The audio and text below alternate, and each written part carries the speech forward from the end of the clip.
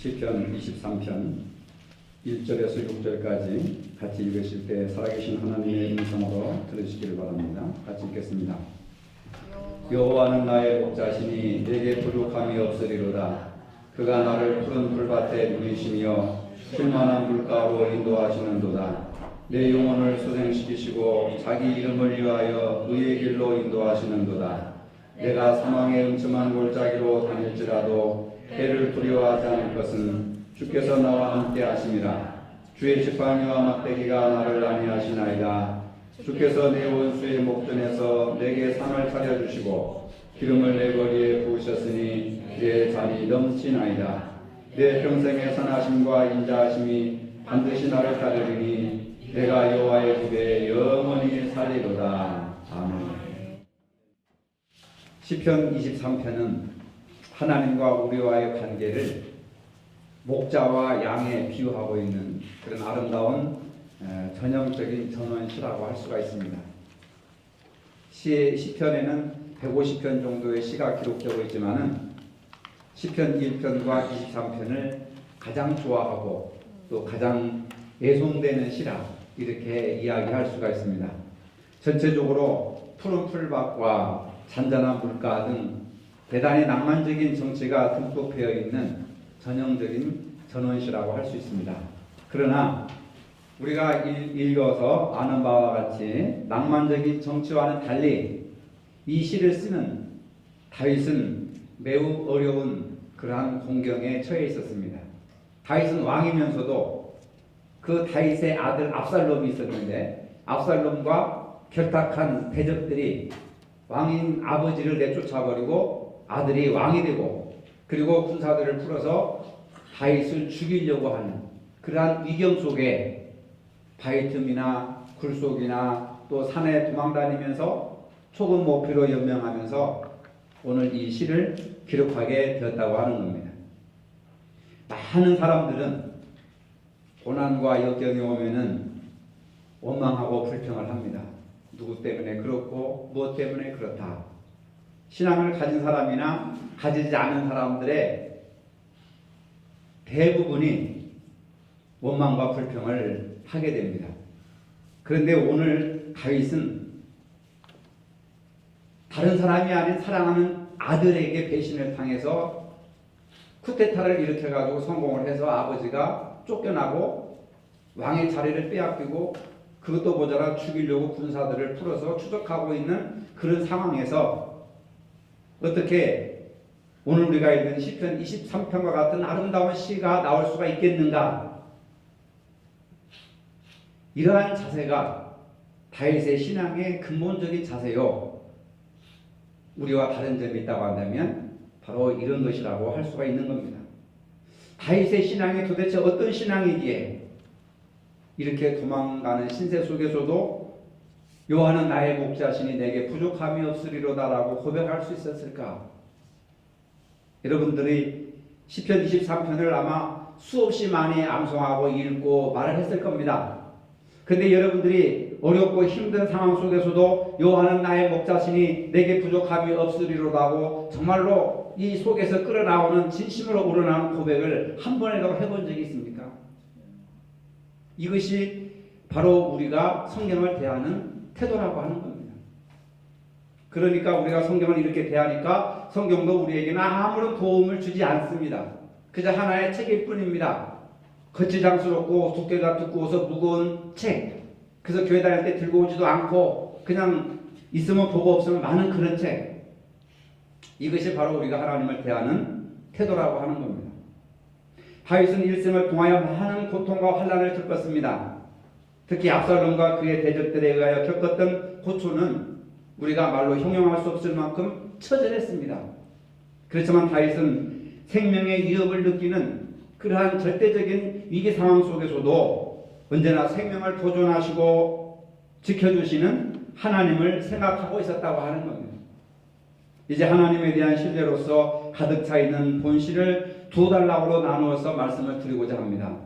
무엇보다도 먼저 여호와는 나의 목자라고 하는 고백입니다. 따라갑시다. 여호와는 나의 목자시니. 정말로 이것이 여러분들의 고백이 되기를 바랍니다. 어떤 분들은 돈은 나의 목자시니, 어떤 분은 권력은 나의 목자시니, 어떤 분은 미모가 나의 목자시니. 실제로 우리가 여호와는 나의 목자라고 고백을 하면서도 진정 우리의 중심에는 돈이 나의 목자예요.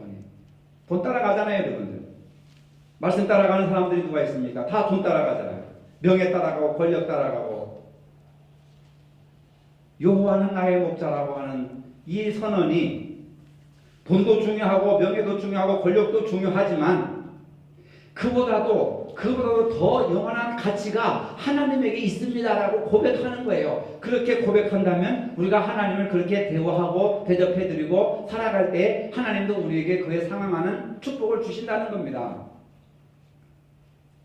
하나님에 대한 다윗의 고백이 하나님 내가 왕 노릇을 했고 왕이었지만은 자식을 잘못 가르쳤던 까닭에, 자식을 잘못 키웠던 까닭에, 자식에게 배신을 당해서 쿠데타를 일으켜가지고 내가 왕위를 빼앗기고 도망자 신세가 되었습니다.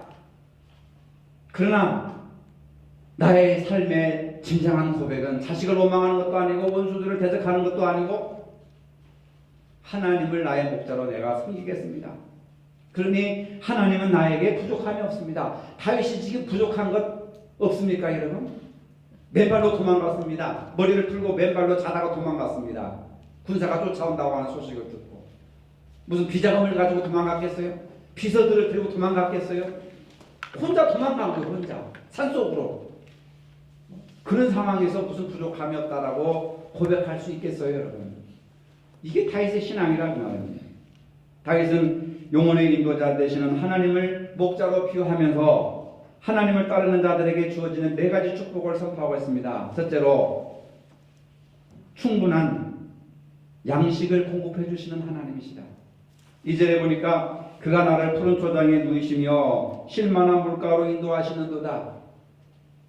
다윗은 지금 푸른 초장에 누이시고 쉴만한 물가로 다니는 게 아닙니다. 산골짜기로 바위 틈 속에 숨어 있고 때로는 바위 굴 속에 숨어 있어야 돼요.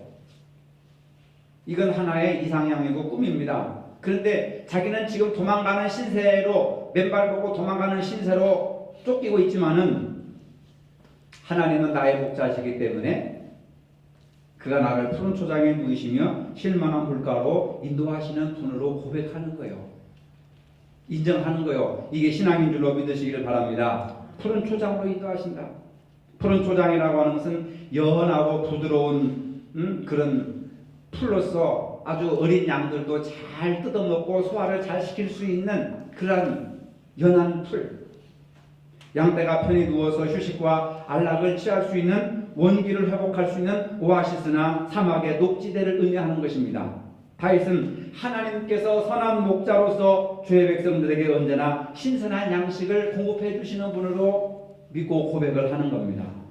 곤고와 도피와 망명생활 속에서도 언제나 새 힘을 주시는 분은 하나님이시고 나에게 영혼을 소성케 하시는 분도 하나님이시고 충분한 생명의 양식을 공급해 주시는 완전한 목자를 발견하게 된 겁니다. 믿음은 바라는 것들의 실상이라고 말했습니다. 여호와께서 목자가 되셔서 푸른 초장으로 인도하신다고 하는 믿음을 가지고 시를 썼습니다. 고백을 합니다. 찬양을 합니다. 그렇다고 해서 당장 그 일이 이루어지는 게 아니에요. 푸른 풀밭이 펼쳐지고 쉴만한 물가에서 편안하게 낮잠 자는 그런 상황에 처한 것은 아닙니다. 그런 상황이 바로 오는 게 아니에요, 여러분. 이 시를 쓰고도 몇 년 동안 죽도록 고생하면서 도망다닌 일수입니다, 여러분. 오늘 내가 이런 신앙을 고백했다고 해서 오늘 당장 환경이 바뀌는 게 아니란 말이에요. 중요한 것은 내가 믿는 그 하나님께서 나의 목자가 되셔서 나를 푸른 초장으로 인도하실 것이라는 믿음이에요. 그래서 믿음은 지금 당장 이루어지지 않았어도 믿음은 바라는 것들, 미래에 이루어진 일들을 내가 지금 바라는 거예요. 열망하는 거예요. 사모하는 겁니다. 꿈을 꾸는 거예요. 오늘 우리도 저도 가끔 그런 말들을 많이 듣습니다. 교회에서 목사님 설교를 들으면은 모든 근심 걱정이 다 사라진다는 거예요. 근데 집에 가보면 아무것도 되는 게 없다는 거예요. 남편이 바가지 긁고 자식이 속썩이고 빚독촉이 날라오고 취직도 안 되고 장사도 안 되고 사업도 안 되고 그래서 막 헷갈린다는 거예요. 아니 교회 가서 예배 드리면은 모든 것이 금방 다 이루어질 것 같은데 현실에 가보면 변화되는 것이 하나도 없다. 이게 도대체 무슨 조화냐? 나한테 이런 질문을 하는 분이 있어요. 여러분 이것을 아셔야 됩니다. 오늘 이 설교를 듣고 갔다고 해서 여러분 가정이 새롭게 변화되는 게 아니에요. 금방. 다윗도 이런 시를 쓰고 있지만 몇 년 동안 죽도록 고생을 한 거예요. 근데 중요한 것은 뭐냐? 오늘 설교의 말씀을 듣다고 곧바로 환경이 변화되고 자식이 변화되고 남편이 뒤집어지는 것이 아니고 월급이 올라가는 게 아니라 그 말입니다. 이루어질 때까지 그 내 바람과 소원과 신앙이 이루어질 때까지 믿음은 바라는 것들 현실의 문제가 아닙니다. 바라는 것은 미래의 문제예요.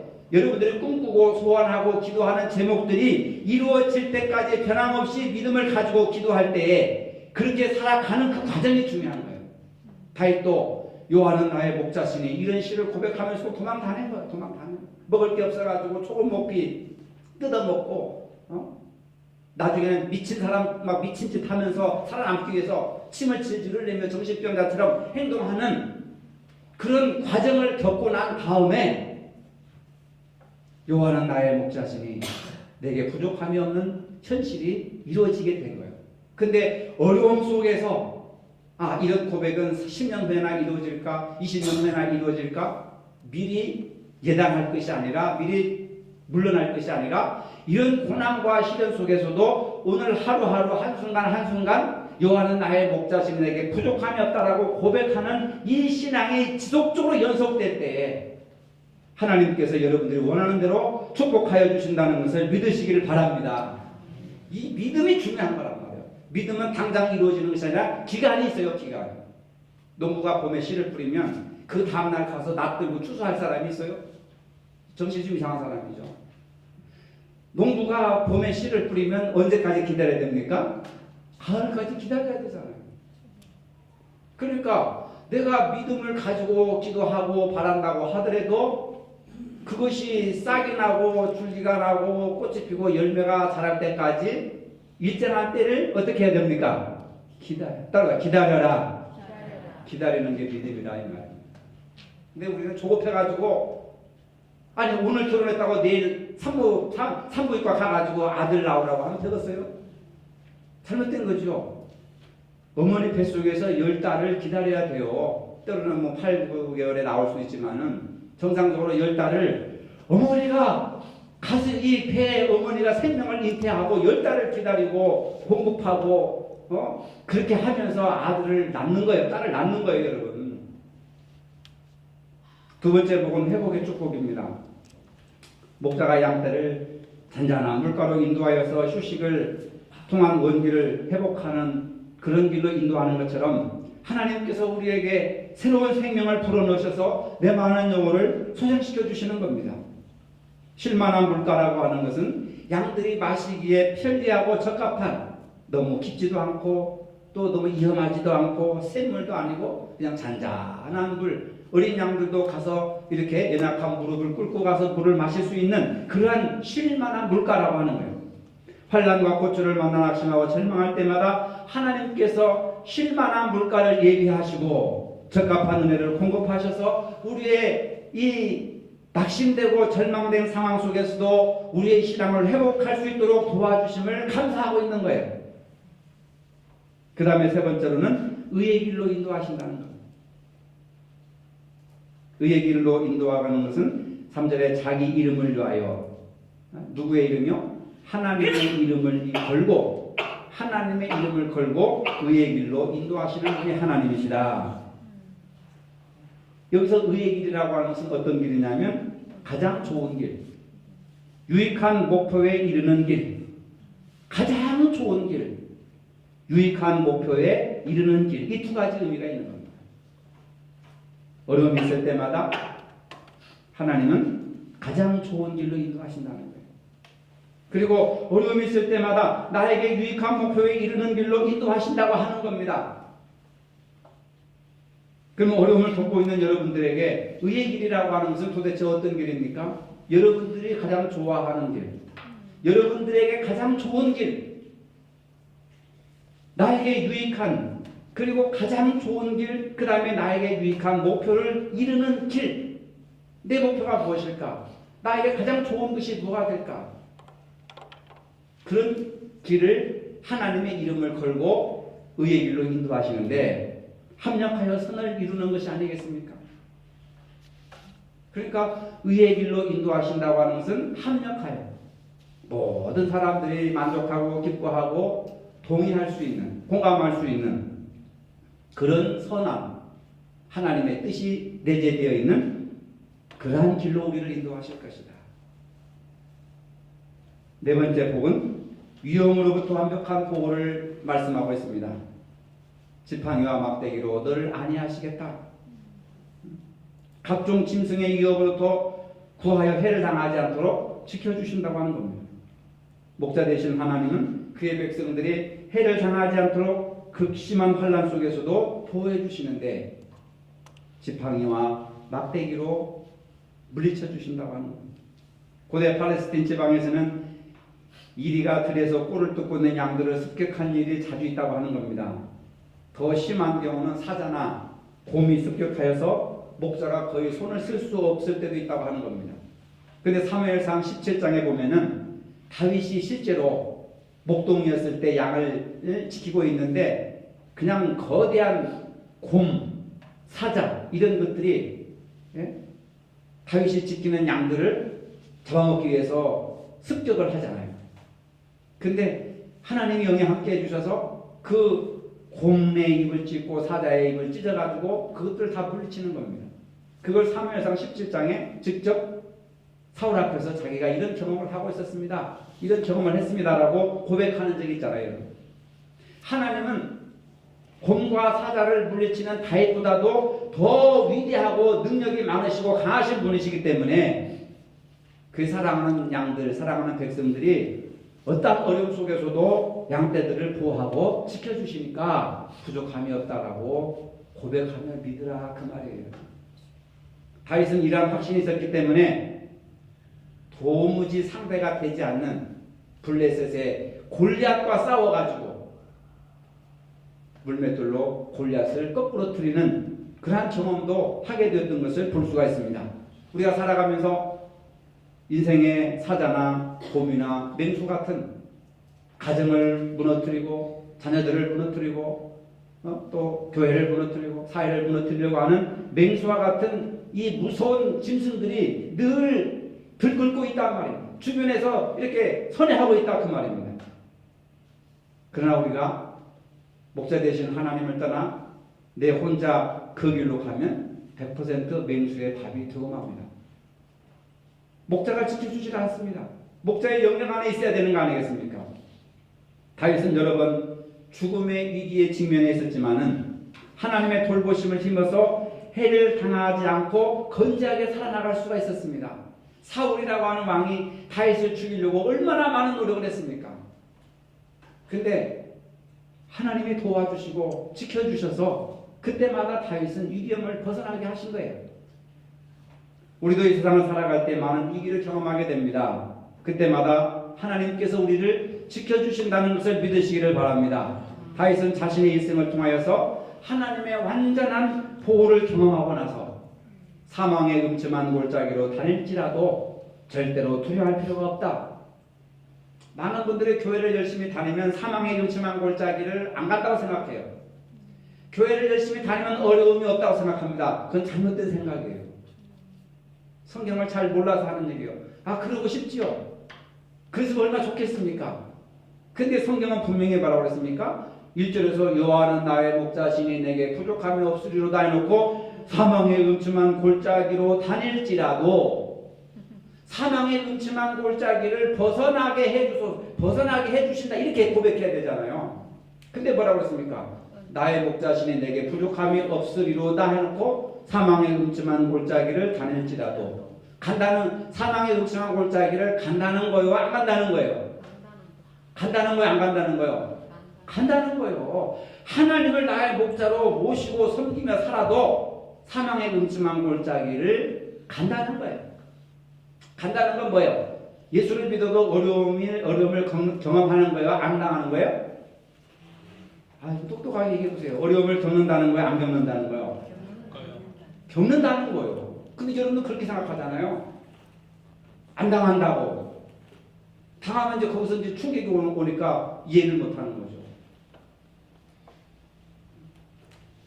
분명히 사망의 음침한 골짜기를 지나가는 거예요.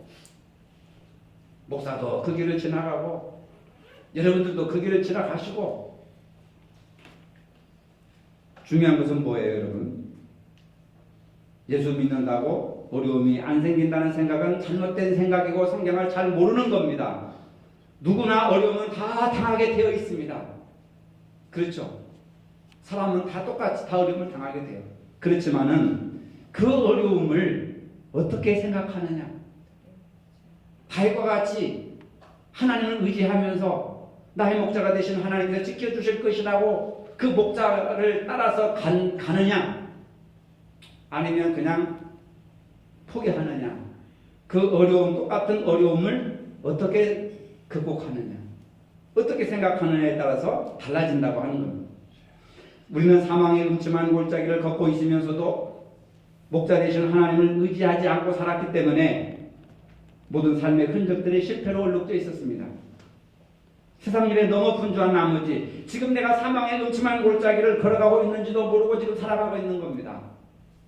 요한복음 10장에 보면 이와 관련하여서 예수님께서 양은 목자의 음성을 알고 그를 따른다고 했습니다.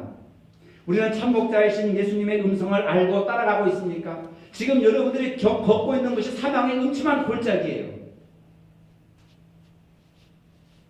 여러 가지 크고 작은 어려움이 있지 않습니까?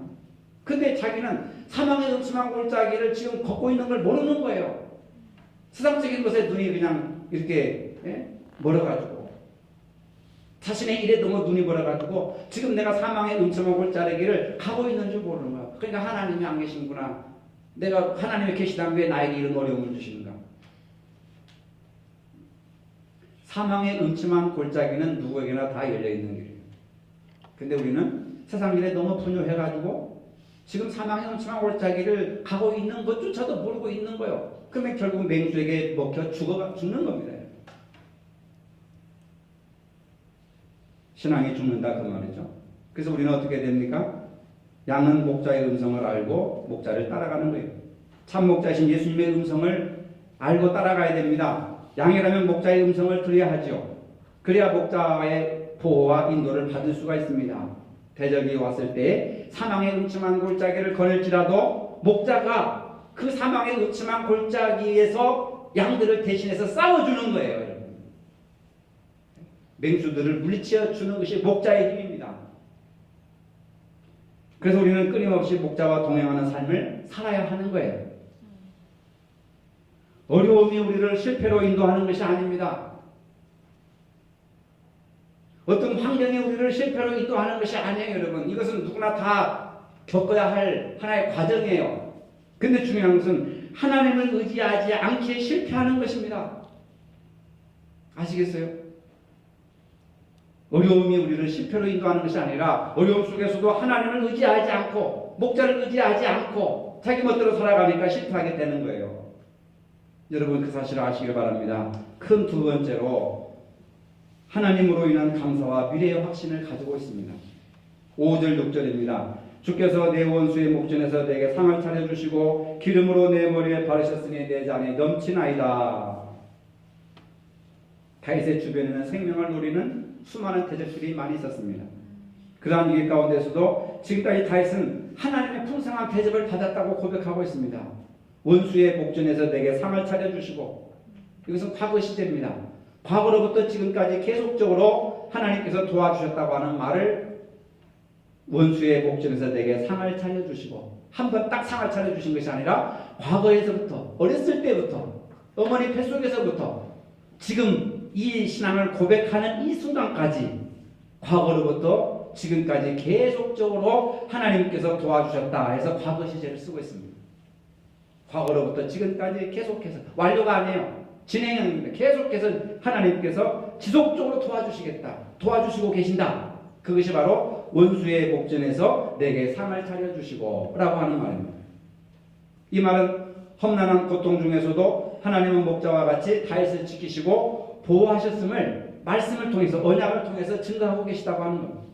그리고 기름을 내 머리에 바르셨으니 기름을 내 머리에 부으셨으니 이 말은 잔치 때에 주로 사용하는 향유를 말합니다. 귀족들이 잔치에 참석할 때에 이 기름을 머리나 수염에다가 이렇게 발랐습니다. 하나의 권위죠. 이렇게 볼 때 하나님께서는 다윗을 크게 높이시고 부요하게 하신 것에 대한 감사의 노래, 내 잔이 넘치나이다. 잔은 기업을 얘기합니다. 하나님께 받은 축복을 얘기하는 거예요. 잔이 가득한 것이 아니라 가득해서 차고 넘쳤다고 하는 겁니다. 이 말은 이 세상에서 누릴 수 있는 최대의 기업을 소유하고 있다고 하는 겁니다. 실제로 다윗이 어떤 축복을 받았는가 하면 역대상 27장 이후를 쭉 읽어보세요. 여러분. 다윗이 차지한 왕실의 재산과 사유재산은 실로 엄청난 것으로 기록되어 있습니다.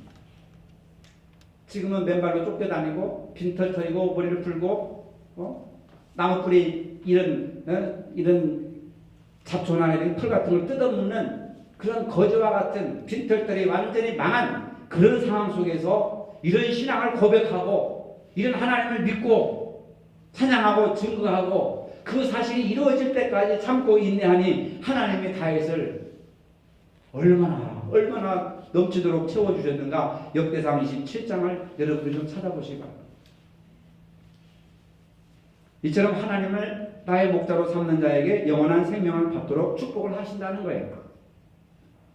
잔치를 베푸시고 그것도 원수들이 보는 목전에서 잔치를 베푸시고 귀빈으로 하나님이 대접해 주셨다고 합니다. 그래서 원수들을 부끄럽게 해주셨다 하는 겁니다. 원수들이 보는 앞에서 기름을 부어서 잔이 넘치도록 채워주시고 풍성한 식탁을 하나님께서 허락해 주신다고 하는 겁니다. 여러분, 하나님을 자신의 목자로 삼는 자들에게는 하나님께서는 이렇게 풍성하도록 축복해 주신다는 것을 여러분들이 믿으시기를 바랍니다. 우리가 받은 축복은 우리가 기대하는 것보다 훨씬 상상하지도 못할 놀랍고 엄청난 축복을 하나님이 예비해 두셨다고 하는 거예요. 특히 오늘 본문은 목자와 양의 관계를 들어서 예수님과 우리와의 어떤 관계를 이루어야 되느냐. 요한복음 10장에도 말했지만 내 양은 내 음성을 들으며 양이 그 목자의 양이 되는 것은 그 목자의 음성을 듣는 기능이 있는 겁니다. 목자와 양의 관계는 목자의 음성을 듣느냐 안 듣느냐, 듣고 따라가느냐 안 따라가느냐. 그래서 마태복음 25장이면 양과 염소를 비교해가지고 염소는 지옥에 가고 양들은 천국에 간다. 염소는 죽어도 목자의 음성을 안 들어요. 고집이 보통 센 게 아니에요. 끌고 다녀야 돼, 끌고. 근데 양은 그냥 이리 와라 하면 온대요, 이렇게. 양은. 그러니까 양은 목자의 음성을 알아듣는 거예요. 저 사람이 강도인지, 딴 사람인지, 옆집 아저씨인지, 우리에게 생명을 주고 먹을 걸 주는 내 주인인지, 그 목소리를 분별할 수 있다는 거예요, 양한테는. 여러분들 오늘 여러분들 신앙생활 하면서 여러분들이 주님의 양이라고 하면서 주님의 음성과 세상의 음성을 분별할 수 있는 길을 가지고 있습니까? 그게 없으니까 주님의 음성도 안 들리고 사람 소리만 잔뜩 들리고 시험을 받는 거예요. 시험 당하는 거예요. 요한계시록에 보면 7교회 교인들에게 귀 있는 자는 성령의 교회들에게 하시는 말씀을 들을지어다 이렇게 말씀하셨습니다. 귀 없는 사람이 어디 있어요? 다 귀가 있지. 보청기를 끼고도 듣는데 이런 육신의 귀가 아니라 주님의 음성을 들을 수 있는 분별된 귀를 가져라. 그게 복이라 그 말입니다. 아시겠어요? 믿는다고 주여 주여 하면서도 주님의 음성인지 사탄의 소리인지를 모르는 거예요. 그러니까 무리가 생기는 거 아닙니까? 문제가 생기는 것이죠. 목자의 음성을 듣는다는 것은 어떤 의미일까요? 성경을 열심히 공부하고 읽다 보면 신앙이 깊어집니다. 성경 말씀을 통해서 예수님의 음성을 바로 듣게 됩니다. 성경을 알되 읽어서 아는 정도가 아니라 마음에 새기고 글로서 아니라 음성으로 울려지도록, 음성으로 울려지도록 성경 말씀이 내 인생관, 내 신앙관, 내 철학관, 내 모든 목표가 되도록 말씀이 내 마음에 젖어들게 해야 돼요. 젖어들게. 그래야 그 말씀을 통해서 주님의 음성이, 세미하신 음성이 바람결과 같은 주님의 세미한 음성을 들을 수가 있는 겁니다. 한번 쓱쓱 읽어가지고 되는 게 아니에요. 마음에 젖어들어야 돼요. 가랑비에 옷 젖는 줄 모르듯이 계속 말씀이 내 속에 젖어들어야 된다 이 말이에요. 그래서 내 양식이 되고 피가 되고 뼈가 되고 살이 되어서 내 생각이 바뀌고 내 언어가 바뀌고 내 행동이 바뀌어야 된다 그 말입니다. 그것을 주님의 음성을 듣는 것이다 그렇게 얘기해요. 양들이 살아가면서 목자의 음성을 하루에도 수십 번 수백 번 듣지 않겠어요? 몇 년 동안 그렇게 해보면 멀리서도 목자의 음성인지 아니 옆집 아저씨의 소리인지 다 분별할 수 있게 됩니다. 아무리 미물이라 할지라도. 근데 우리는 수십 년 동안 신앙생활을 하면서 왜 목자의 음성을 우리가 듣지를 못하는지 참 안타깝게 그지없어요. 여러분 이제 말씀이 마음에 젖어들도록 묵상하시고 또 읽고 또 읽어서 정말 세미하신 주님의 음성을 좀 들을 수 있기를 바랍니다. 목자의 음성을 들을 수 있기를 바랍니다. 그래야 목자가 인도하는 대로 가는 거 아니겠어요? 헨리 나우엔이라는 세계적인 영성 신학자가 이런 말을 했습니다. 영성이라고 하는 것은 하나님과 만남의 울타리를 두르는 것이다. 영성이라고 하는 것은 하나님과의 만남의 울타리를 두르는 것이다. 이 무슨 말이냐? 울타리를 두른다고 하는 것은 하나님과 함께하는 시간을 갖기 위해서 온갖 노력을 다 기울인다는 겁니다. 우리의 관심을 빼앗는 세상 속에서, 우리의 시선을 빼앗는 세상 속에서 우리의 마음과 시선을 지속적으로 하나님의 아름다움에만 고정하도록 의식적인 노력을 해야 된다 이런 말. 이것이 영성이라고 했어요. 마음, 시선, 몸과 마음과 정성과 뜻을 다하여 여호와를 사랑하라 이 말입니다.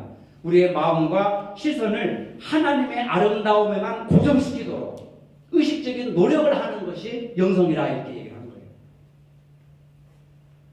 여러분들은 마음과 시선을 하나님의 아름다우심에 고정시키고 있습니까? 고정시키기 위해서 노력하고 있습니까? 신앙생활을 제대로 하시기 바랍니다.